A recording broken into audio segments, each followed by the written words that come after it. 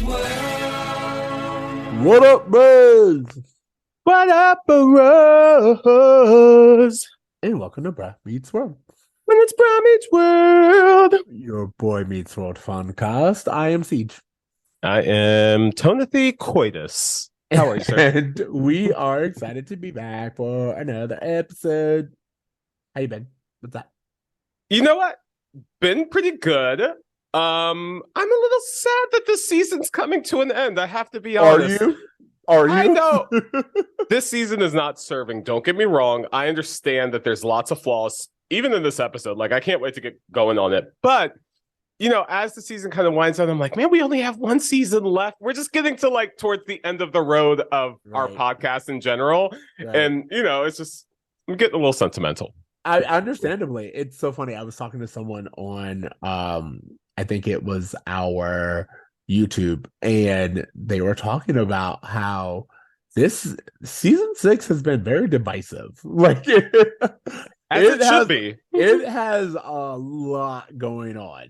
Not all what I thought it would, but I'll say this: listening to the podcast, I can tell they're saying all these people left at a specific time, and I'm like, oh yeah, you can tell. You can tell by the quality. People started jumping ship. We don't have the same people working on this show. Yeah, I like this episode is a perfect example of what are we doing? This episode is really interesting. All right, well, I guess we're going to get into it. We can wait. Yeah. We can. All right. So in the meantime, before we dive in, I want to give a shout out to all of our listeners who have been sending us your emails and recordings. We love hearing from you. If you want to share your thoughts, make sure that you email us a question and or leave a voice recording on our website. Someone pointed out that last week's episode, The Truth About Honesty, was one of the episodes that has been banned from Disney, which is why you may not remember it. It's one of those episodes. Remember how you kept being like, oh, I don't really? Yeah. You know why? Because of the friends with benefits thing. That's so interesting. You know what? If you had asked me what episodes got banned, I wouldn't have included this, but that's just shows how my knowledge, it really got cut. I never saw it in syndication. And then also this particular episode, the one that we're about to review, also mostly cut from the Disney Channel. Like they air it in bits. I don't know how much they fill up with commercials, but yeah, it's noted as one of the ones on Disney Channel that is reduced heavily when in syndication. So wow, interesting. Hey, a quick factoid about just another episode. The episode Be True that we did a few weeks ago, I didn't realize until afterwards, and I should have brought it up on the episode, directed by Mickey Dolenz, drummer and lead singer of the Monkees, who appeared in Rave On in season 3. Oh wow. It's funny to see how much they do bring people back. And also there were so many episodes where you and I have talked about and we were like, this feels different. And again, I'm starting to see why. I'm like, no. If you've ever watched an episode of the Monkees, Be True just fits in like it's the chaos. It all makes sense. You're like, those 60s psychedelics starting to make sense. I mean, don't get me wrong. Love the Monkees, love Mickey Dolenz, but yeah, that episode was not my favorite of the bunch. Absolutely. And then finally, we want to give a special request to all of our listeners. You guys, we're on a mission for 1,000 YouTube subscribers. So do us a favor, hit that follow button. If you're watching this on YouTube, thank you. If you're not, get on over there. Click subscribe. Subscribe, share. Let people know what's going on. We out here. Absolutely. We in these streets. We in these streams. In these streams, in their dreams. I do it when I said streams. I was like, he's gonna make a dreams connection. So that to me says, are you ready to just get into it? Yeah. Should we do a tell us about it? All right, you got to give me a tell us about it. Tell us about it. Cory dreams of killing Shawn over and over. It's no mistake. Meanwhile, Eric moves in with a new Norman Bates. Brava. Okay, this is season 6, episode 21, the Psychotic episode. Very aptly named. When Cory has nightmares in which a recurring theme finds him trying to kill Shawn in imaginative ways, he goes to Feeney for an interpretation. In a B storyline, Eric finds a new but odd roommate, one who seems to have seen Psycho one too many times. There we go. That's it. That's your summary. Before we get started with our discussion, let's go through the list of guest stars, specifically because it weighs in on my reception of this episode. Interesting. We Okay. get Charlie Newmark as Adam. We get Leslie Donnan as Sheila. Both, I looked them up, both character actors in the 90s, the nanny and stuff like that. And then we get Lauren Cardellini, which was Linda Cardellini, yeah, which was amazing to me because when I was taking notes and it said Linda Cardellini, I was like, no, I think I was like, this feels like a typo. Someone forgot to remove. And so when she showed up, I was like, wait, what? mm-hmm. So I knew it. Okay, so way back when you were like, is this the last time we're going to see Lauren? I was like, hold off. She makes a cameo appearance later on, and this was the episode where that cameo appearance was made. And yeah, I mean, lots to talk about. A lot to talk about. You know what I really want to talk about when I get into my first impressions? Good hair episode. Like, ooh, it's a really good hair. Cory's hair is looking good. One of the first notes that I had was like, Cory's looking good, and that hair is sitting just right. And then Eric's hair is at a 12. Even the new guy, Adam, good hair. Good hair episode. Again, if Michael Jacobs' name is on it, the hair is herring. He will not allow it any other way. Absolutely. I just wanted to point that out. What were your first impressions? Again, we're gonna go with the A storyline being Cory v. Shawn.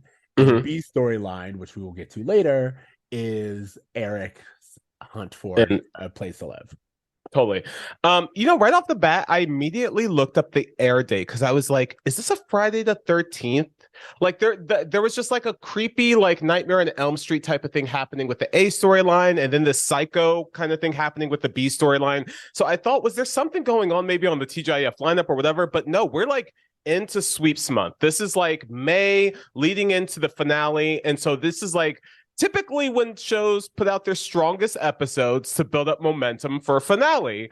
And I just don't know that Boy Meets World understood that assignment. So I completely agree. One of the notes that I have is that this heavily mimics Shawn's, and then there was Shawn episode where Shawn is also like murdering his friends. And so to kind of get a repeat of that and nothing really new felt like ground we'd covered before.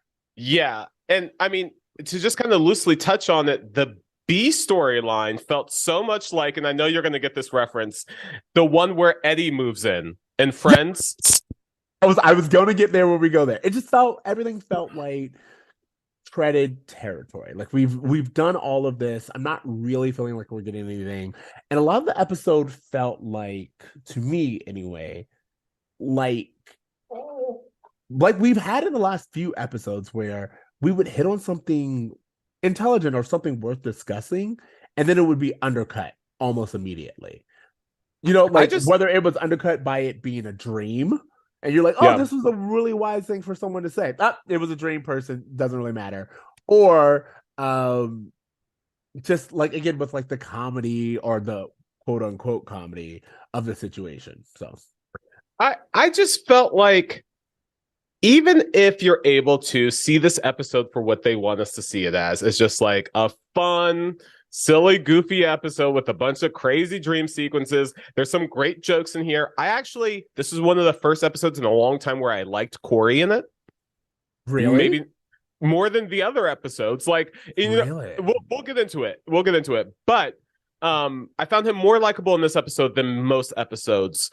The overall lesson of this episode, the big takeaway is kind of like that's what I meant by it's undercut. Not even undercut. I just don't know if it's a good lesson that they should be teaching. I don't know about this idea that you need to kill off everyone else in your life so you can be completely codependent. Like, I don't know. It's a weird lesson. So No, absolutely. Like there's like we're getting right into it.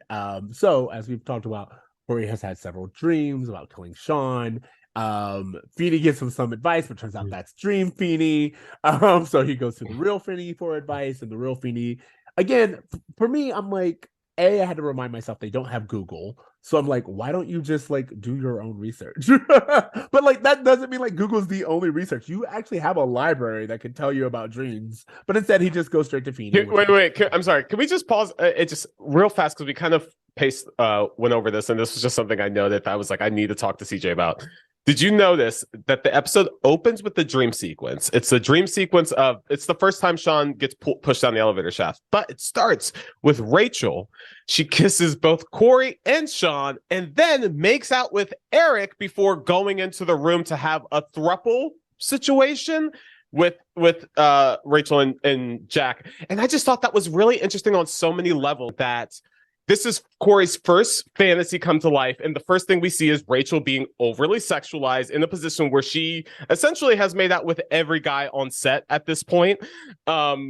And I also thought that in Cory's imagination, it was interesting that he saw them as a throuple as well. The thing that we keep saying is the thing that he kind of personified within his first dream. I just thought all of that was very fascinating.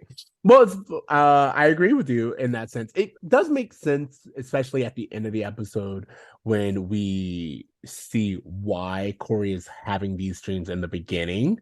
It makes sense that Rachel is there and he is kind of living out this pseudo sex dream.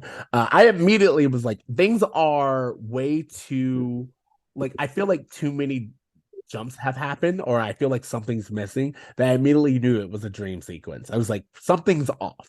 So immediately got there. But to your point, I think it's kind of sad that Rachel's character is something where I'm just like, oh yeah, you're being sexualized, and just for lack of better words, eye candy. Not surprised, and that's just that's run of the mill. Again, just like when you hear the interviews that Maitland Ward gives, and then you watch episodes like this where she just kisses every guy for seemingly no reason, like it's just like, oh yeah, I can see why you have the impression you have of your time on the show. Absolutely. And then, but what I did notice was Shawn is the entrance level of Cory being like, oh, I'm giving up everything. And I thought that was very interesting. Like, it could have started with Rachel and it could have had Linda Cardellini the entire time. There could have been several girls going in and out. Like, this could have just been about Cory with different girls and like he's dream cheating and all this other stuff. But instead, it's kind of saying Cory feels like he has to give up his friendship in order to make room for Topanga. And I find that very interesting of an idea to discuss as someone who got engaged young as Cory did. But to your point, I don't think they landed the message correctly.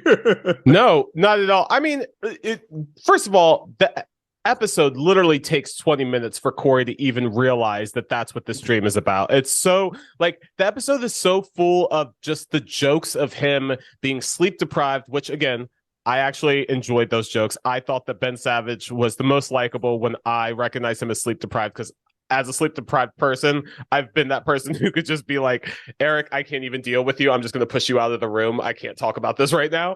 But the message at the root of all of it, you can't have anyone else in your life. You have to kill everyone for your partner. And that it's a recipe for codependency. And it's like seen as the preferred way to be, specifically for children watching the show. It's very, yeah. No, absolutely. Like what I was waiting for, because again, I haven't seen this and I didn't know. I was like, oh, he's very clearly making room for Topanga. Knew that was the conclusion. Actually, I was really shocked when Lauren showed up and was like, I'm everything you're giving up. I was like, oh, we're going there. And I thought it would end with Cory being like, I'm giving up everything. Like, that's where I thought it would end. But then when she said goodbye, I was like, oh, clearly you're making all this room for Topanga. But again, I expected the show to be like, and that's bad. That's a fear. I expected, especially with Topanga being there when he woke up, Yeah. for the show to give Topanga a line where Cory says, "Hey, this is what I was dreaming about." And Topanga says, "That's very normal, but you don't have to give up your life. Our friends are a big part of our lives. We just will explore this next phase of our lives as a couple." Like, Nope. like that's what I thought they would do. But instead, Topanga leaves, and then he just asks Shawn all these things. And I was like, well, all right, well, first of all, you're clearly not removing Shawn from the situation, considering that you didn't confide in your partner. Yeah. Yeah. I mean, I think to your point, the message that's coming across is this idea that even though Cory is feeling a little bit of anxiety about this pressure normal to give up everyone in his life for Topanga, which was nothing that was put onto him. Nope. Let's talk about that. This is just a fear that lives within him. This is an anxiety that's within him that he needs to explore. He is unwilling to explore it, and the show almost makes it seem like it's a preferred thing for Cory to just go along with everything, despite any red flags that he might be feeling.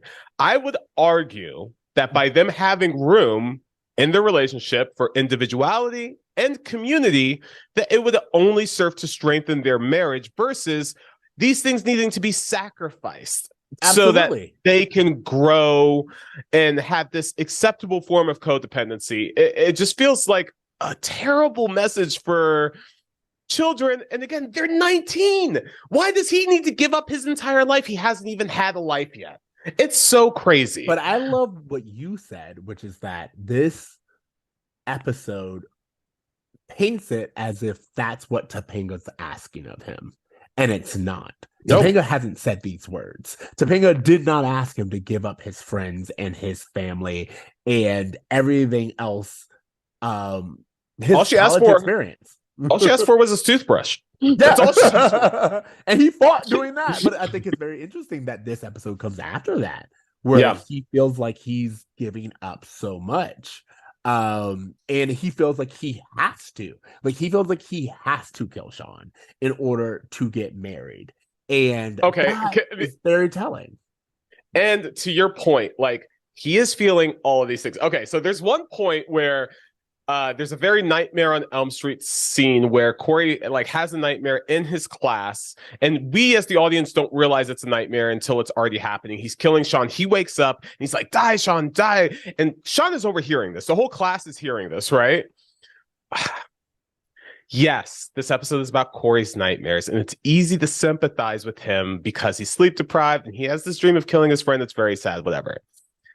But if you've been paying attention to Cory all season long, like I have, you have witnessed this motherfucker cross everyone's boundaries, manipulate his fiance, disregard his mother's life, his newborn brother's life when it was not able to personally benefit him. And just last week, we were shown that Cory can't properly communicate his own boundaries or his anger in a healthy way, which can lead to violent outbursts, which we have also seen this season with Stewart. So if I am Shawn, and I see that this motherfucker is this close to just losing his shit, and he is saying that he wants to kill me publicly, I have every right to take him for his word. Yes, he's my best friend. Yeah, it's all playful. Ha ha ha. But have you been paying attention to this dude, really? Because what he is capable of is, if you had told me that he was capable of shaming Topanga for not going out to dinner with him as his baby brother was struggling for his life, I would 2 years ago have been like, no, that's not Cory. If you would have told me that, like, oh, he had an issue with the teacher, and instead of just going to the dean, he just socked the teacher, pushed them down in front of everyone, would not have painted that for Cory. Who knows what Cory is capable of? And if he is dreaming this, I don't know. I just felt like, Shawn, if I were you, I would go, hey, brother, I need to sleep with you for a few nights until my roommate works this shit out, because it's crazy. You say, Shawn, you in danger, girl. You in danger. Take the red flags for what it is. This episode is full of white males showing red flags that people ignore. See, I don't know. I feel like the show and his friends and just pretty much where everyone's at with Cory is, yeah, like of course you don't know how to process your emotions. Of course you're acting out. Like it feels, I'm not saying that it is harmless. I'm saying that the show kind of is just like it's Cory being Cory. Again, like I feel like I don't know if like it's the actors or if it's the script, but everyone just kind of seems over Cory's nonsense. You know what really catapults this idea over the edge for me is because it is directly tied into the B storyline where there is someone who is like an actual potential threat. And I know we're going to get to that, but I'm just saying, like, usually the A and B storyline kind of mirror each other. And so if you have one dude who's basically on the edge of insanity and the other dude who can't stop dreaming about killing people, it just seems to me that maybe they got more in common than they don't. I completely agree with you in the sense that it's like what makes one psycho more tolerable than the other. And it's literally just, again, they're used to Cory's patterns. This is just like, oh yeah, it's about that time of year. The only thing I wanted to point out was when you mentioned the classroom, they're reading Hamlet.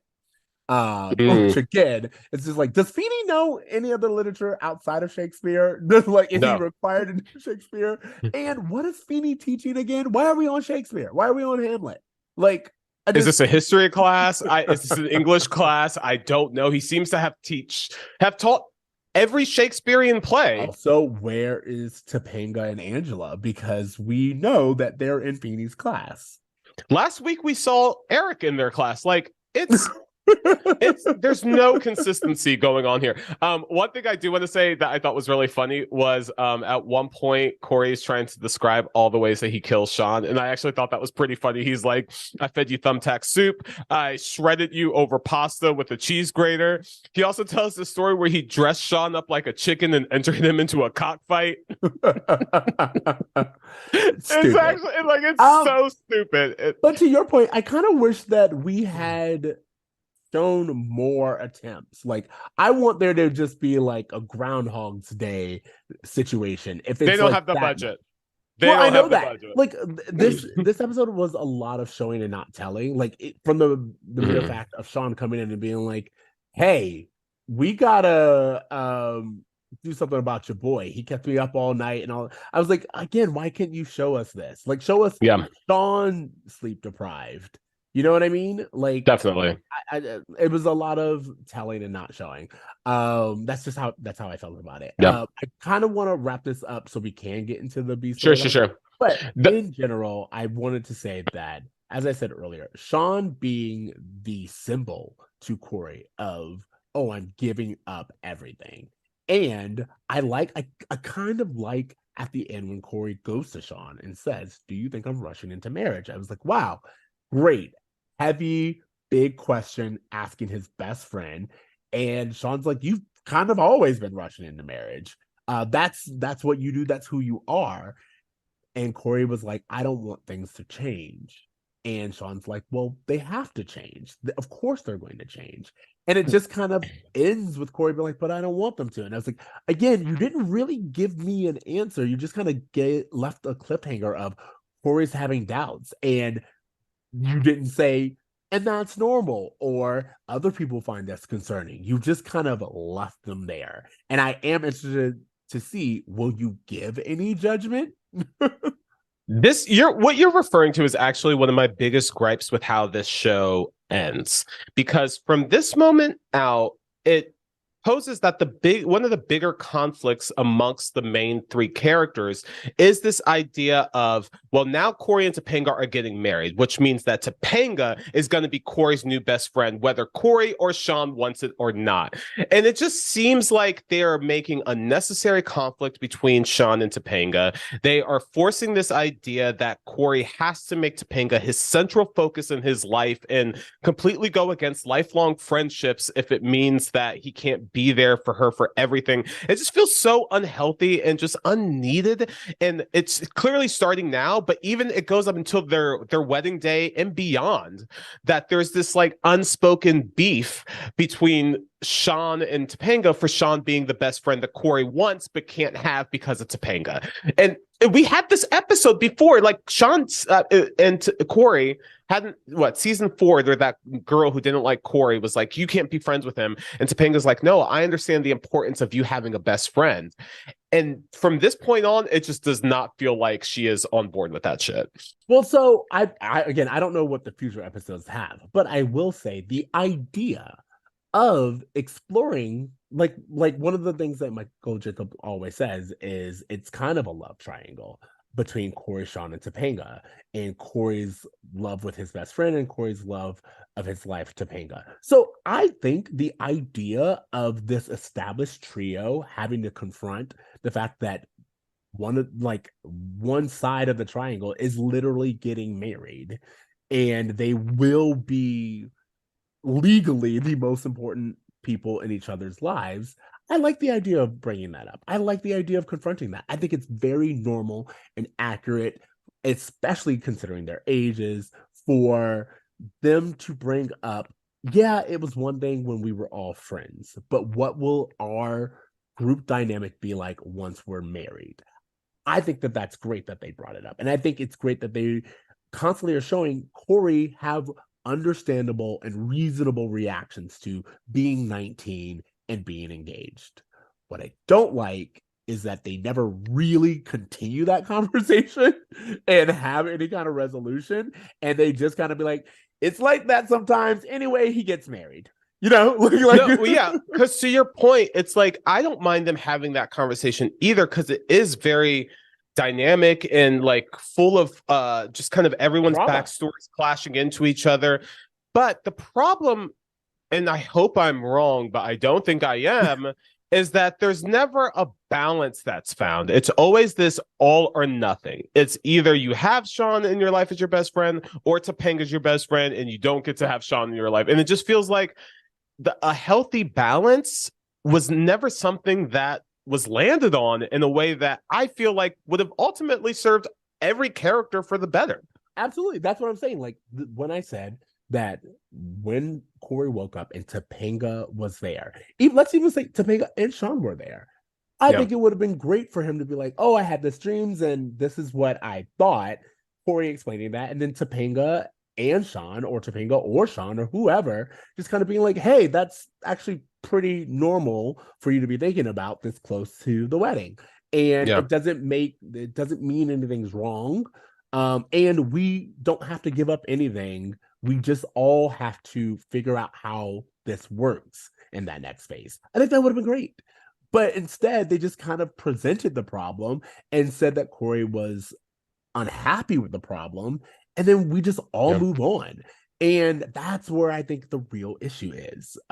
Because you're right, balance is really important. You need other friends, you need other lifestyles, you need other safe spaces outside of your partner. You need community outside of one person. And everyone does. To your part, it would have been very interesting for Cory, again, I have no idea, but for Cory to go to Topanga and be like, I can't cut Shawn out of my life. Like do it in the Cory way where he's like at an 11. He's like, you can't make me get rid of Shawn. And Topanga's like, what are you talking about? But like for him to be like, hey, consider Shawn's background. His father just died. His brother and him are estranged. He's never really had stability. I'm the only real family that he has.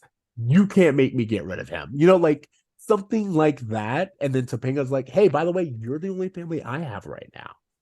And I also we have Shawn and Topanga both vying to be the sole person in Cory's life, making Cory the center of everything. Topanga needs her own friends. Shawn needs his own friends. Everyone needs their own complete support system separate from one person. And yet this show is constantly trying to convince us that one person is solely responsible for your happiness. And you got to find that person, whether it be a best friend or a wife, just can't be both at once. Well, what I'm saying is, at least in this episode, they're not vying for the most important person. Cory is making that assumption. And I think that is worth discussing. I think that's actually notable that no one, not Shawn, not Topanga, are competing for his attention. This is all internal. This is anxiety Cory has. and Cory is literally projecting. Like, I think that's worse discussion. And it would have been great. And Cory and Topanga, Shawn and Topanga just been like, boy, we've been doing this as a threesome for years. Ain't nothing gonna change when you get married. Like, that would have been reassuring. But we don't do that. Yeah. All right. B story. Let's get into this. Okay, so the B storyline, Eric needs someplace to live. Again, I understand what you're talking about in the sense of this kind of echoes the quote unquote psycho messaging that we were getting from Cory's quote unquote psychotic breakdown. Again, I'm putting all these in quotes because none of them are actually like Cory doesn't actually have a psychotic breakdown, and this isn't actually a play off of Psycho. Yeah. But I do wish that we had gotten more of Eric being rejected on screen. Like his mom coming downstairs and being like, look, you can't do this anymore. It's disruptive. Give me more of that conversation. It was very interesting. I'm sorry, just before we move away from him being in the Matthews, it was very interesting to see him back laying on the couch, which is where we saw him in season 4 when he didn't get into college, when he was that good-looking guy. He was in the exact same position we found himself in. And so it would have been interesting for him to explore this, like, hey, I went out and tried to go things in the world and I ended up back on my parents' couch. Like, just give us a little bit more internal dialogue as to what's going on with him as he's being rejected from place to place. It doesn't even have to be internal. Give us Morgan being the psychologist, that trope of like the overeducated child. Like, I feel like give Morgan something to do where he's like telling all of these feelings to Morgan as if like he's literally laying on the couch as if it's a therapy session, and Morgan's there, and then Amy's like, look, you can't keep doing this. What's that? 500 Days of Summer, where just Gordon-Levitt and Chloe Grace Moretz. Yeah, correct. that dynamic. Totally. But from there, I wanted more of like when he just shows up at Cory and Shawn's place. I thought that was funny, but I thought it was even more hilarious that the next one he just shows up in Topanga's room. And I thought it was hilarious. Give me a scene of Topanga or Angela or someone being like, "Hey, you can't stay here, and here are the reasons why." Like, there were so many really good setups, and I was like, oh, I'm excited to see where this goes. And then it went nowhere, except to a completely new character. Him showing up in Shawn and Eric's room with posters of himself on the wall, hilarious. The fact that there was not one poster, but a second poster when he left to presume not only am I moving in, but now I'm putting up my headshot as a poster. Amazing. There are some truly, like, I thought funny moments in this episode from both him and Ben that the episode is so ridiculous, but like they are in their pocket. Oh, well, I feel like Will and Ben do great jobs with what they're given. Ben in the student union begging for a roommate and that little back and forth of like the guy being like, hey, I'm also looking for a roommate. And Eric being like, I was here first. Like, again, like that kind of like misunderstanding. Very funny. Absolutely applauded Will. However, I did not think this episode was funny. I thought that the performances could be funny, but I didn't think the episode was funny. No, because it doesn't. Here's the thing about like, and then there was Shawn. It's such a great episode because not only does it have a fantasy element, but it actually plays into everything that's happening in the show in the way that's really cohesive. It feels like they've been trying to give us something similar and just not landing every time. And this episode where you have all of these dream sequences, which you could have had each dream be something different. Like instead of every dream being about Shawn, you could have had Cory revisit John Adams High in a dream. You could have had him like go through his history with Topanga in dreams or something. I don't know. You could have done a lot of fun things with it. There was nothing really that fun about this other than the jokes of how he would kill Shawn, which we never saw. Well, to your point, if we want to mirror the A and B storyline, why not have more of the psycho homages, but in Cory's dreams, like, or Vertigo, like actually have someone falling from a high space and being Mm. pushed is the plot of Vertigo. And you could have done some Alfred Hitchcock illusions, like make it throughout, make it to where all of Cory's dreams have a consistent theme of murder, but they all echo Alfred Hitchcock movies. And that Yeah. way, the Psycho reference actually makes a lot more sense. And it's actually a reference instead of just like picking up pieces from it that aren't done well. What? Okay, so Eric moves in with his new roommate Adam, who has some Amazing red hair. flags right off the bat. I want to talk about this because there's some roommate red flags everyone needs to know about when they're looking for roommates. He has an abnormally nice home. He says you can pay whatever you want, and he That's says the I number can't one seem flag. to keep a roommate. Yeah. ¿Por qué? ¿Por qué? No, get your shit out of there. The other thing I thought was interesting was that part of the reason Eric even entertains the idea of staying with Adam is because of the sexy roommate Sheila Shagan, the Yeah. neighbor next door, who Oh, also thinks behave. Eric. I love the Austin Power reference. It immediately brought me back to 99. But yeah, that's the only reason he really stays there is the hope of, hooking up with the Sheila chick. The whole thing, I'm just like, it's interesting. I get the plot of it, but as we've already referenced, Friends did this 1,000 times better with the character of Eddie, who moves in replace of Joey, who leaves Chandler. And he is this awkward, weird roommate who just makes life so uncomfortable for Chandler. It's a much funnier and better way of going about this, because by making Adam so wildly crazy, you just fear for Eric's life more than you get this lesson that they're trying to teach, which is that, hey, Eric, here's a lonely person who is odd and weird because he just doesn't have people and you can relate to him. But it's like, no, he's a crazy person who's talking to a dead bird and is pretending to be his dead mom.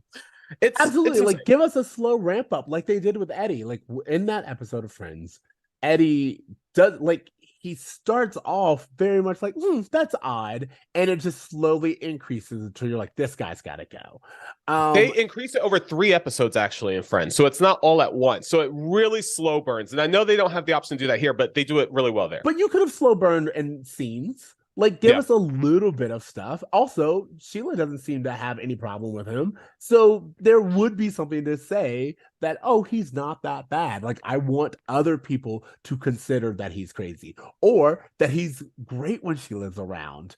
But the moment he leaves, he has like a split personality. Like, that would be a amazing situation. But like, again, it's just like, there's no real thought into this and this premise. And he's just immediately crazy, immediately someone that we should, as you said, be concerned about. And to your point, it's just like, yeah, but he hasn't really threatened anyone the way that Cory did, and yet we are suspicious of him because his behavior is weird. And to your point, the real theme when you were like, "Oh, they're trying to teach us with Eric," I was like, there was a lesson with the Eric storyline, but then you brought it back. It was just like, "Oh, this is how lonely people behave." And lonely people can seem odd to others. Great. I really wish they would have dug into that a lot more. I like when they were like, Adam's like, I'm going to be forever alone. Eric stops and empathizes with him. He's like, dude, I was betrayed by my family, my friends. I'm kicked out. I don't have anyone. I know what it's like to face the world all by myself. And to Eric's credit, for a while, he tries to actually make it work with Adam. He's playing with the dead bird. He's calling him in the same room and he's trying to go along with his interesting quirks. And it's at that point that Adam's like, oh, I can show you my crazy. Let me go get my dead mom from the kitchen. We've already gone crazy, first of all. And I think that's important because, again, it's like it just ramped up immediately. It wasn't no slow burn. And by having that scene where we've already realized that he is crazy, or like crazy is a very strong word, but we already realized that this may not be a safe situation for Eric.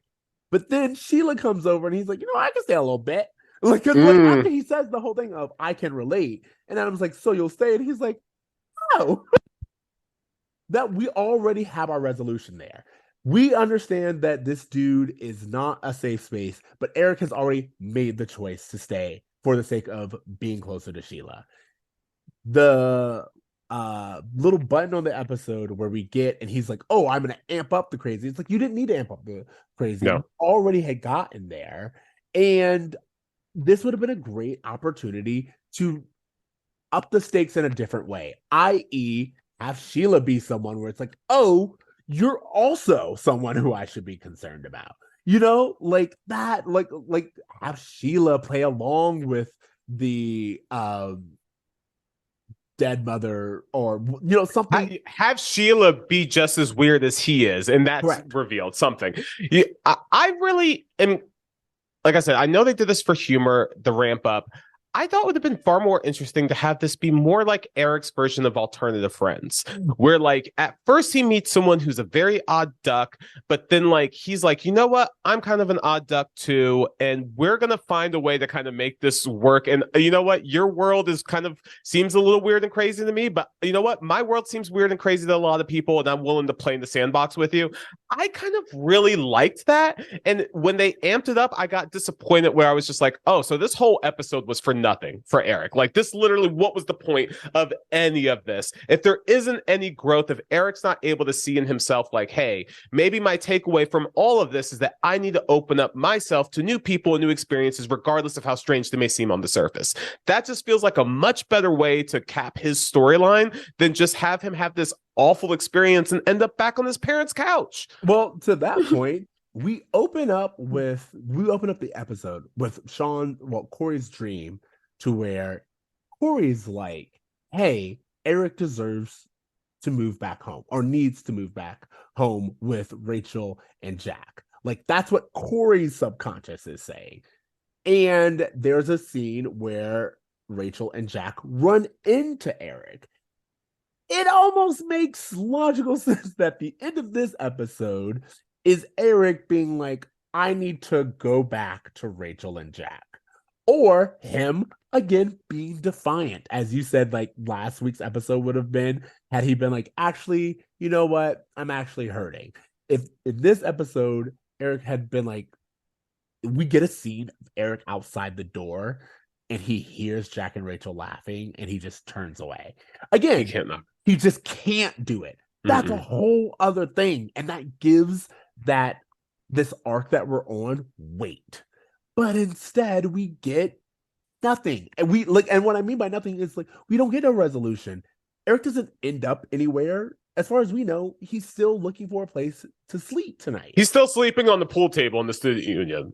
Is exactly. The takeaway. And so and we don't even get that. So this is what I mean by where you were like, it goes nowhere. It's like, yeah, you really did set us up for there to be some kind of resolution, even if it's Eric going to the apartment because he's like, I can't stay with Adam, and then realizing that he'd rather stay with Adam than spend one more day with Jack and Rachel. That's something. Or back to his parents' couch, or again, trying to Topanga or sleeping. I would have taken Eric hiding under Cory and Shawn's bed. You know what I mean? Like, I thought the next step was him knocking on Feeney's door, asking to stay with him and the dean. I just thought something else was going to come. And you know what? Even Cory's storyline has kind of a button of like, oh, he was dreaming of killing his best friend, and now he kind of realizes that metaphorically he's going to have to do some kind of, death to their current relationship. At least it has like there's somewhere for Cory to go after this. This episode was significant for his character for a reason. I can't make that argument for Eric with this episode. So it feels like a waste. The only thing I will note, because I meant to note it last episode, is this is like the second episode in a row where we see Eric going after girls again.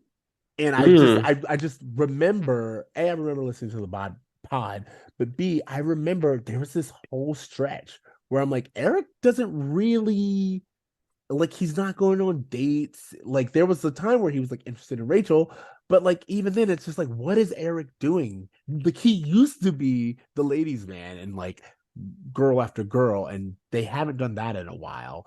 And then the Rachel storyline came in, and that was its own situation. But it's also kind of nice to see them use someone as hot, as attractive as Wolf Friedle at this time be back into girls again. It's like, I know that the pod is kind of like, oh, Eric's only into girls. I'm like, at least that's something. It's way better than, I don't know, Eric's quirky. Well, it's just, it also, like, to me, from a storyline, doesn't make sense to have someone as attractive as Will Friedle just not get any attention whatsoever. It's like, even like being quiet, like, this dude is constantly making people laugh. Like, he has great hair. Like, he's clearly handsome. Like, why are we pretending that he is struggling? You know what it is? It's that she's all that thing where it's just like, I don't believe that this girl is unattractive in any circumstance. Keep the overalls and the glasses on. Rachel Lee Cook is Rachel Lee Cook. Like, I just can't buy it.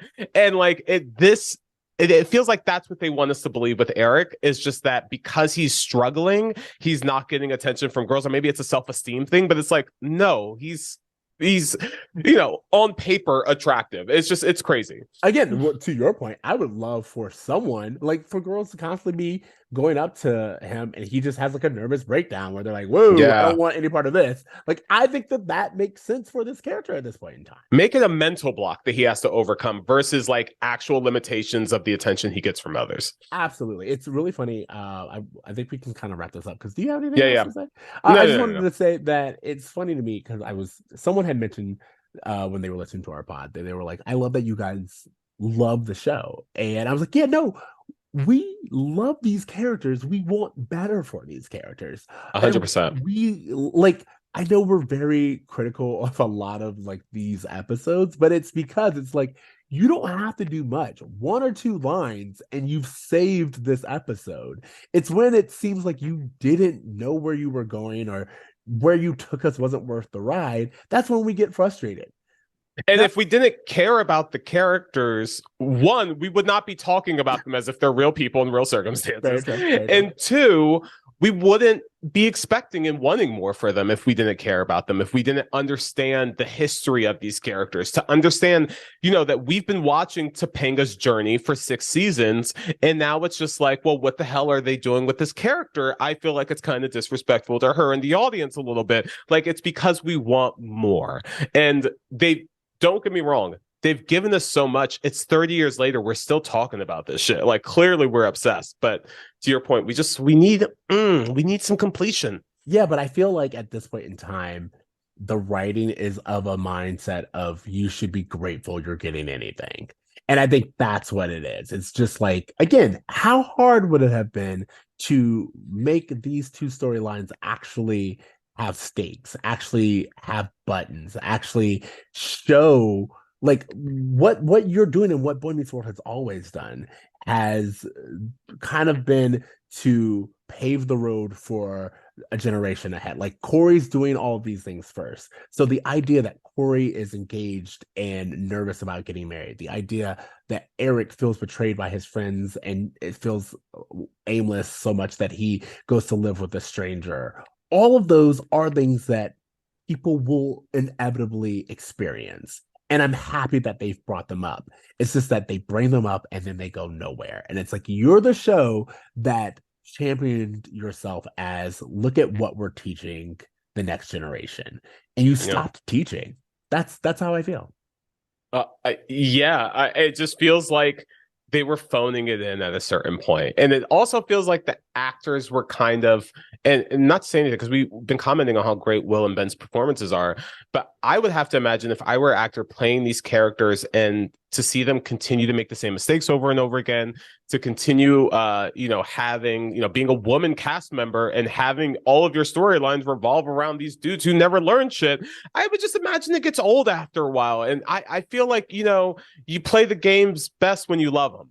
And you're having fun playing it. And it just feels like people are not really having as much fun playing the games as they used to. Maybe I'm wrong, but I don't know. No, I agree with you. It's, as I said, I've repeated several times in the last few episodes, it seems like everyone's over Cory. And maybe that helps their performances, but very much you like when Shawn is like, he's at it again. And Topanga's like, yeah, that's what he does. It's like, yeah, no, these are people who I believe would be fatigued with someone like Cory making the same mistakes over and over again. So I feel like those performances are believable, but you're like, how much of this is also the writers just kind of bored? Yeah.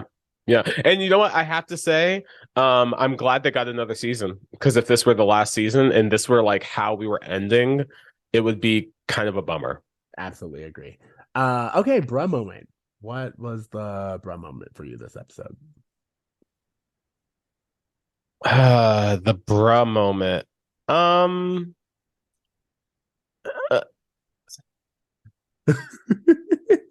I guess the overall bro moment I have is this concept that you need to kill everyone else in your life who would be a distraction from your sole significant other, who you should dedicate everything to and form a codependency with. And like this whole lesson that we're supposed to be walking away with, I think is really unhealthy, not only to young viewers, but to even like college age kids who are in these quasi serious relationships when they're maybe too young to be. Like it paints this image of marriage as a sentence, Yeah. as something that like you have to sacrifice, and it's like it's just like it doesn't need to be any of that, and it just feels kind of archaic. Yep. And I just feel like it's a bruh moment for sure in terms of how it's aged. How about you? That was my bruh moment. That was what I actually was gonna say. I feel like I have, if I want to contribute, I have like a bruh second, like a bruh Ooh, yeah. blip, was just like the treatment of Sheila in this. It's like, well, that's unfortunate. Like just, oh, I'm slutty and dumb, and I came over here in a towel because I do I that locked I sometimes. locked myself out of my after my shower again. How Yeah, many times does this happen, Sheila? It just yeah. it was very Yeah. much like, well, that's unfortunate. I will say, I thought that they brought back Linda Cardellini in the right way. Yeah, you know what? I we didn't really get to talk about that, but as a kid, this was a drop my jaw moment when she came out. I was I not was expecting surprised. her. Again, it said in the notes she's in this episode, and I was like, that must be wrong. For her to come out and for Cory to just be like kind of confronting her again, this girl who played such a huge role in where he is with, who knows if they would even be engaged right now, getting married, if it wasn't for her. You know what I mean? Like really, like she was kind of the catalyst for all of this happening. And so it's really interesting for her to be brought back, but for them to not really explore the role that she played, how she kind of forced the hand in terms of engagement, in terms of maybe she's the reason why Topanga didn't want to go to Yale, because Topanga was worried that another Lauren would come around, and like there's just shit we could talk about. I love it. I'm with you. Like that's I already love it. So No, yeah. I think we kind of covered this, but what are you labeling the Feeny lesson? the Feeny lesson is there's no such thing as a well-priced apartment If it with looks a too good to be roommate. true. If it's too good to be true, it is too good to be true. That's the thing about roommates, and I feel like that's probably the lesson that I would recommend everyone walking away with. If it looks too good to be true, it's because of this. I'm actually gonna take a moment and give Feeny the Feeny lesson, because I think that Feeny's idea of dreams are symbols, don't take them too seriously, but also like you got to finish the dream. Like you're reading all this stuff into it. Where is that dream leading you? Like You got to go through it. you You got got to to go go through through it. it. Like I thought that was really helpful. What grade are you giving this? I'm gonna give this episode like a D plus. I love it. We are in that same space again where I'm like C minus. And I think we've done this the last few where I'm like, this is, by the way, this is rated way higher than it should be on IMDb. I think it's rated like an 8.5. And now that I've said it out loud, I think it's only because Linda Cardellini is in it. A There is 100%. no reason for this to be rated A so high. 100%. And I also think that there was a time where this idea of Cory making way, making room in his life for his sole future bride was seen as very romantic, was seen as like a rom-com, like you want a guy to do this kind of thing in the way that I think maybe charmed like people who found their relationship aspirational. I'm not really sure what it is, but watching it now, it feels like there's it just doesn't feel like there's any substance there. So Which you can see my faces there every time you were saying, I was like, ugh. Yeah. I just updated my rating of this episode on IMDb. I was like, this cannot stand. Other people need to speak out. Okay. And homework. What homework do you have? My homework is going to be letting you go first, sir. Isn't it been the case? You know what? It's so funny. This week, I, for whatever reason, got back into Steven Universe. And I know that the listeners know a while ago I was like talking about Steven Universe and how much I loved it.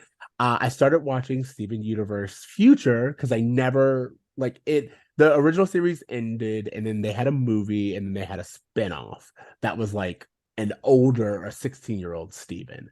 And I had never watched it. So I was like, oh, let me sit down and watch this. As fantastic as I thought it would be. As like, if we want to talk about the next generation of like teaching lessons that needed to be learned, oh my god, like Steven Universe is just right up there. And I honestly, I'm gonna put this over to you.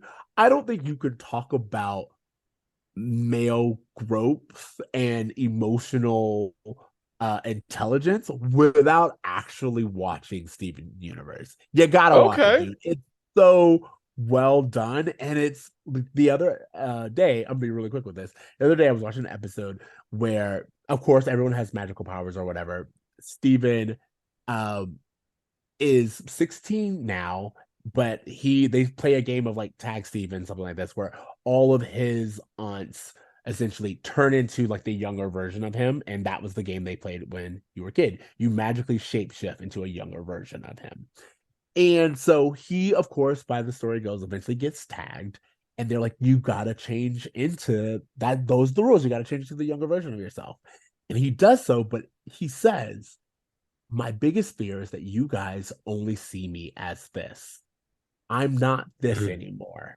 And then he shapeshifts again and he's older. And he's like, this is who I am. And I need you to see me that way. And I was like, what a great episode where one, the aunts are like, you don't have fun anymore. You need to be the joyful, loving little kid that you used to be. Never lose that joy. Great lesson. But then for them to turn around and then teach the aunts a lesson and be like, hey, by the way, I know who I used to be, but I'm not that anymore. And I Yeah. need to respect me for where I'm at now. I was like, lessons on both sides. I love this. So yeah, check it out. I will have to check it out. I've heard great things about Steven Universe. So yeah, I definitely need to get into it. Yeah. For my homework, you know what? I'm going to give a shout out to fellow podcaster Christy Carlson Romano. She has a new podcast called Vulnerable with Christy Carlson Romano. She has just been doing great things in the online space. I feel like in terms of a child actor who's able to kind of rebrand themselves and transition into the kind of creator model that the internet's provided, she's done a fantastic job. She's killing it on YouTube. She's had a few podcasts, but this one, Vulnerable, I really love. It's almost like this, like she is ready to have the child star conversations. Like I just had heard the episode she did with Chelsea from That's So Raven. Fantastic podcast, but like she's sitting down with like a Disney star talking about like what it was actually like. And you know, hearing Pod Meets World, hearing Brotherly Love. I think the people who like, there's a few other casts right now who are doing podcasts where they're just kind of deconstructing their experience. You know, you just have to kind of commend these, like our generation of child stars who are doing it different, who are like, you know what? We've seen the way everyone else has done this. Maybe therapy and maybe an open forum to talk about and decompress our experiences is a healthier way to transition out of this or into something better. And, you know, I just think Christy Carlson Romano is doing an amazing, amazing job. And so I encourage people to check out her podcast. Yeah, it's so funny. I just watched a clip from her podcast where she interviewed the guy Zeke from Wizard of Waverly Place. Yeah. And he was talking about how he's more famous now for his OnlyFans account than he was while being on the show and what that has done for him. And I was like, oh, y'all are having conversations. Like Yeah. everything's on the table. Okay, I'm here for it. And to your point, you and I talked about this during when we were like listening to all those music videos from the Oh yeah. 2000s, where I was like, I'm actually really proud of our generation that we are kind of like going back and we're like, wait. If this was the narrative, we need to correct some things. Like, we are very happy to go back and set Sure. things straight and be like, actually, it may seem like I was a child star and I had everything, but I didn't have no money. Or racism that almost kept Raven from being the star of her own show. Whatever Sure. it is, we are down to go back and be like, this, all that glitters is not gold, and let me tell you behind the scenes. And, yes, these are, child stars and celebrities who are talking about their experiences, which are maybe on the more extreme side of things. But what they're actually getting at are just like what it's like to be a woman in a professional setting, what it's like to, be a child exposed to adults who maybe don't have your best interests at heart, like what it's like to be seen as a sexual object, what it's like to transition out of a successful career. These are all things that people can relate to, even if it's not at the extreme that they're experiencing. So even them just being brave enough to have those conversations openly really allows us as just the public to kind of have an easier time talking about our experiences. Absolutely. Is this where you tell me about your OnlyFans account? Oh, I mean, I was I'll just get saying that that we're being bread. vulnerable. I didn't know. Like, I'll get that bag. Guys, let me know. oh, I am Let not me against the know. bag in any way. All right. Thank you guys for tuning into Bromance World. Don't forget to leave us a rating, review, find us in all the places where there are podcasts. You're listening to it right now. So Absolutely. hopefully you found us. Make sure that you keep up with us, follow us, message us at Bromance World on all the places. Gmail.com. T. Anything else? Yeah, just make sure that you guys tell us what you think about this episode. What did you guys think about Lauren's return? What did you think about Eric's new roommate? How do you feel about the way that they've been showing Topanga and Cory's engagement? Like, let us know your thoughts in the comments of whatever you're watching this in, like social media, YouTube, whatever. Yeah, just let us know your thoughts because we'd love to get your impression on everything that's happening with the show. Absolutely. Oh, to that point, I'm pretty sure, and I watched it twice, but I need to like note when Shawn comes in, he says, "Your boyfriend is driving me crazy," to Topanga, and I was like, "That's her fiance." And again, the show doesn't really acknowledge the fact that they're engaged, except like that one scene where Topanga's in a wedding dress. I was like, I need more people to be like, "That's your fiance." Like it should feel like there's a wedding coming, people. It don't. Until then, I guess it's just time to remember to dream Try. and do good. Do some damn good. Later, guys. Later, bros. Blah. When the spawn meets world.